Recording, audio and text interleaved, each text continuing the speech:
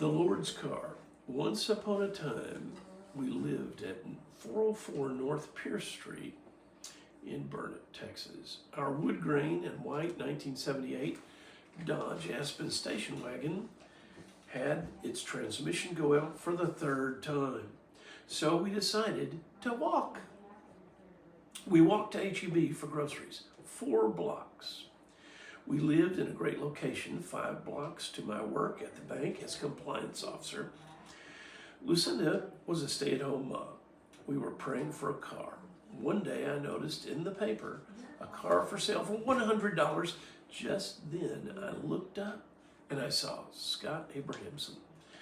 He was the little guy from BSI.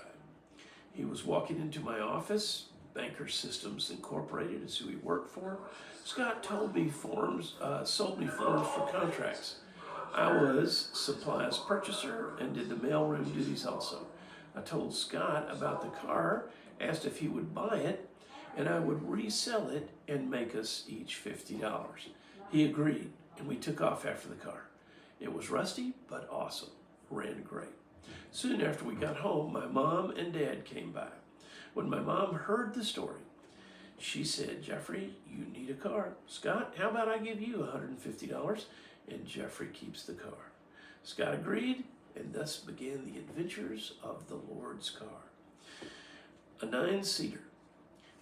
The far back seat faced out the back.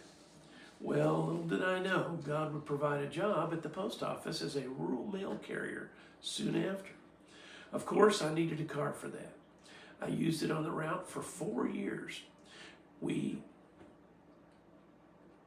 drove it to Dallas, 4 hours away, and truly loved it.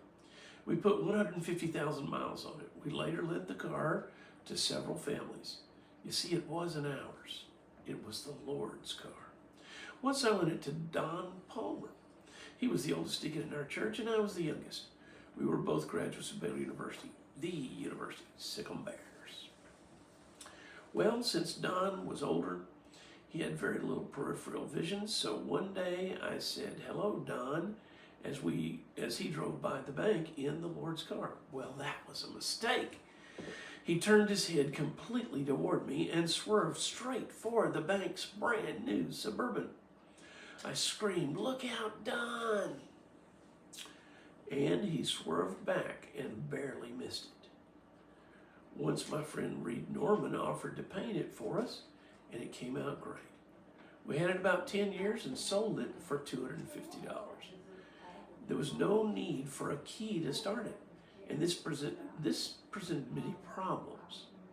Once Allison put it in gear in neutral, it did that without the key on, when she was 5, and it ran over 6-year-old Abraham's leg.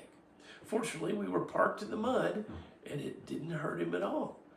Then it rolled into Mrs. Rager's pampas grass bush. After that bush took about 4 hits, Mrs. Rager insisted we sell the car.